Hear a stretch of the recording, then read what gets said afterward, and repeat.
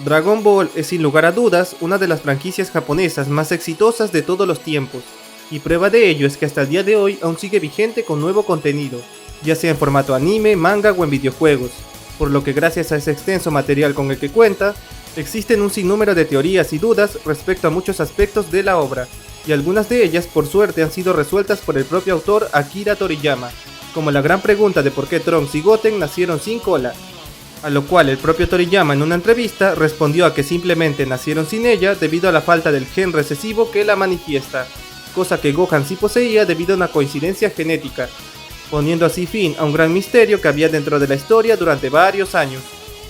Sin embargo, a pesar de eso, aún existen decenas de misterios más que aún no tienen una respuesta oficial, ni por parte del autor ni por el resto del equipo que da vida a la franquicia. Y es por eso que en esta ocasión hablaré de 5 preguntas sin una respuesta oficial dentro del universo de Dragon Ball, las cuales han conseguido generar largos debates entre los propios fanáticos que buscan incansablemente encontrarle alguna solución a aquellas interrogantes. Y antes de empezar quiero aclarar que gran parte de las respuestas que daré a continuación son más que nada mi propia opinión del tema, por lo que si alguno tiene algún punto de vista diferente, son más que bienvenidos de argumentarlo en los comentarios. Y sin más que agregar, comencemos con el video. Está bien, lo haré.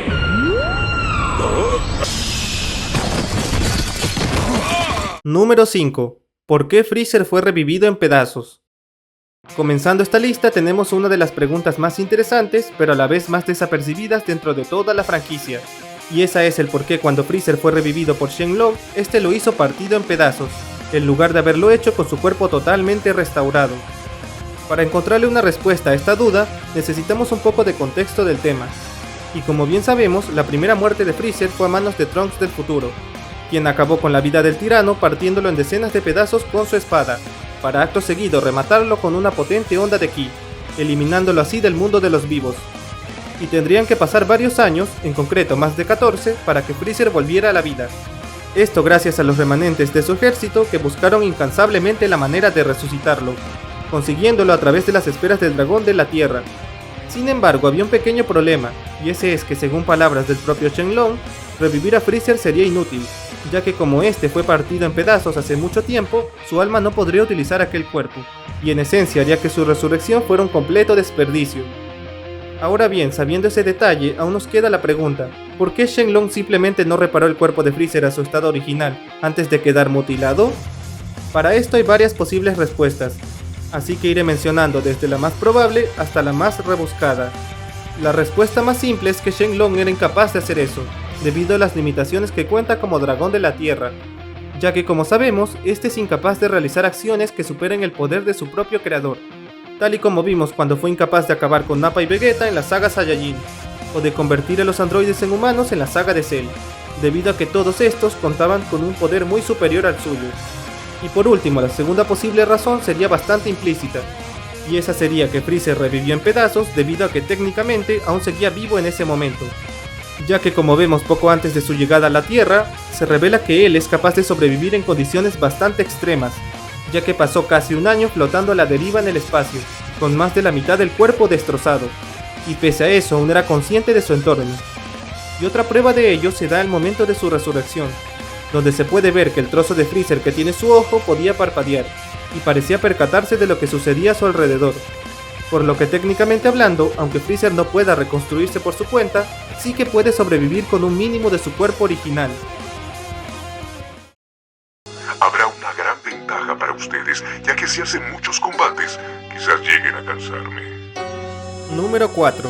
¿Por qué Cell no contaba con energía infinita?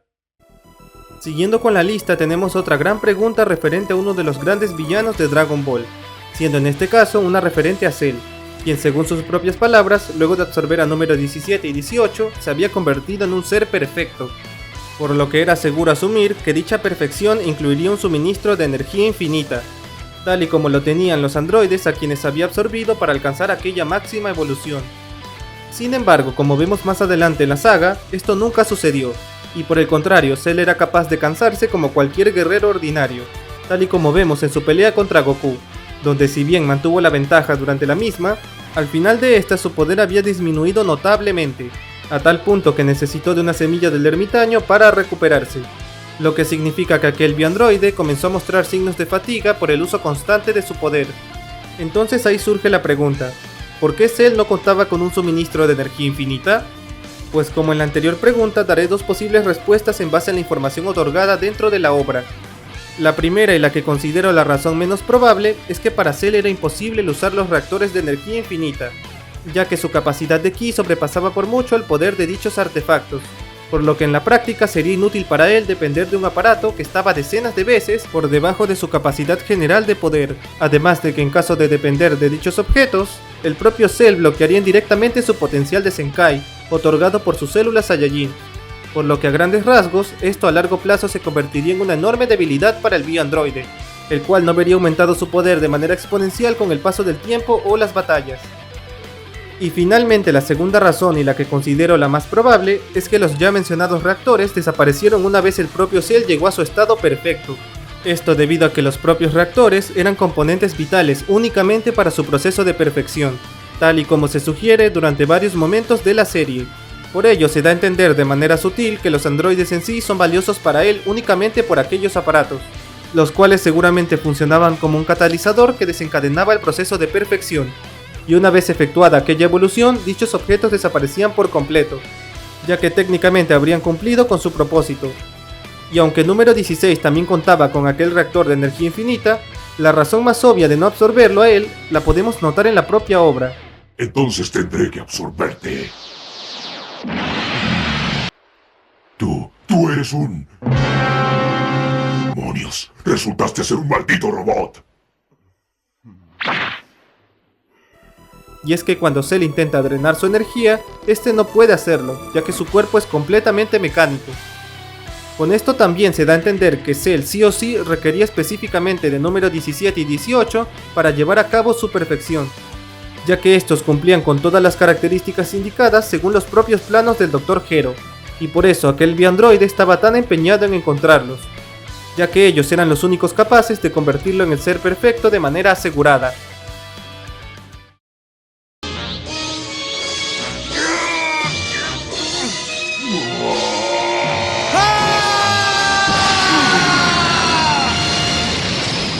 Número 3. ¿Cómo Cell pudo regenerarse luego del ataque de Goku? Y siguiendo con el tema del bioandroide más poderoso, tenemos otra de las grandes preguntas que han aquejado a los fanáticos por años.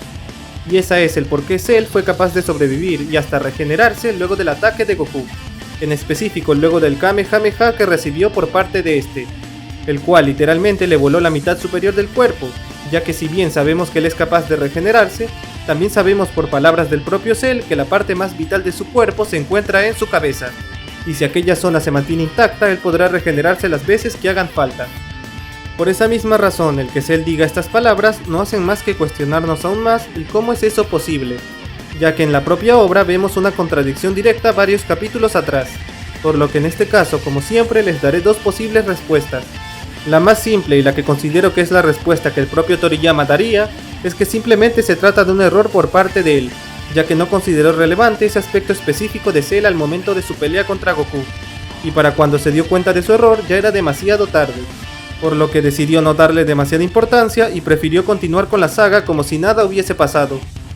Y la segunda razón, y la cual considero que sería la justificación más lógica, es que incluso el propio Cell desconocía el alcance total de sus habilidades de regeneración, cosa que comprobamos cuando él ni siquiera pensaba en que sobreviviría a su autodestrucción, por lo que lo más seguro es que tampoco sabía que su masa cerebral no era su único as bajo la manga, y lo más probable es que gracias a las células de Freezer, este puede reconstruirse desde prácticamente cualquier célula de su cuerpo que permanezca intacta, lo cual tendría todo el sentido del mundo considerando que su regeneración es de lejos muy superior a la de Piccolo, esto gracias a las ya mencionadas células de Freezer y de su padre Cold, por lo que en sí fue este conjunto de variables únicas en Cell las que le salvaron la vida en aquellas dos ocasiones.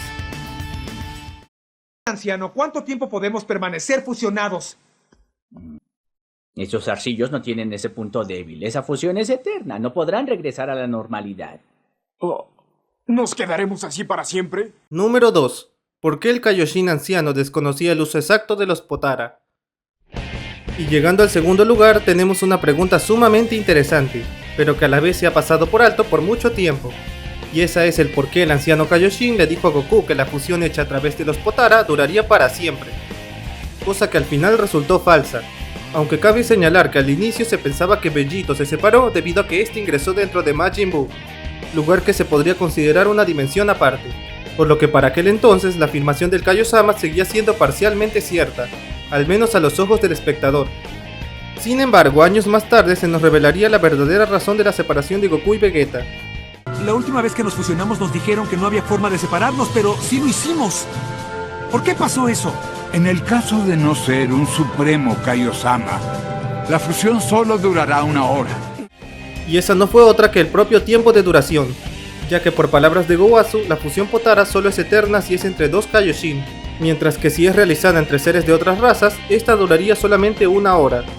Pero aún con toda esta afirmación nunca se nos revela el por qué el anciano se equivocó en cuanto a su mención sobre el uso de los Potara, ya que sabemos muy bien que este personaje es tremendamente viejo, y por ende sabio, por lo que sería lógico pensar que él sabría muchas cosas que los seres más recientes desconocían, tal y como se ve cuando el propio Shin desconocía por completo que los Potara servían para fusionarse.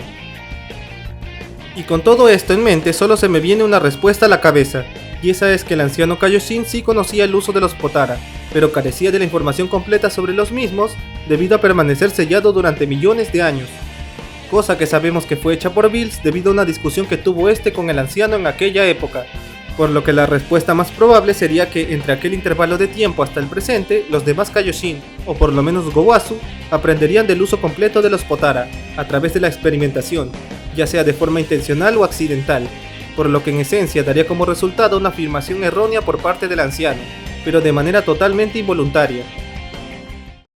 Estamos considerando a Buu.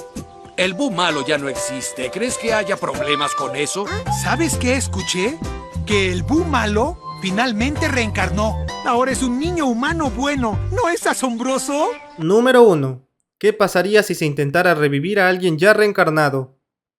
Y cerrando este top de preguntas, tenemos una que en mi opinión es la pregunta más interesante de toda esta lista. Y esa es el ¿qué pasaría si se intentara revivir a alguien que falleció hace mucho tiempo? Y que su alma probablemente ya haya reencarnado como un nuevo ser. Como ya se sabe en la obra, las almas tanto buenas como malas van al otro mundo una vez sus cuerpos fallecen. Sin embargo, los guerreros más destacados del universo, tales como Goku, tienen el derecho de conservar su cuerpo una vez estos mueren, y con ellos pueden pasar toda la eternidad en el más allá, ya sea entrenando o haciendo algún otro tipo de actividad.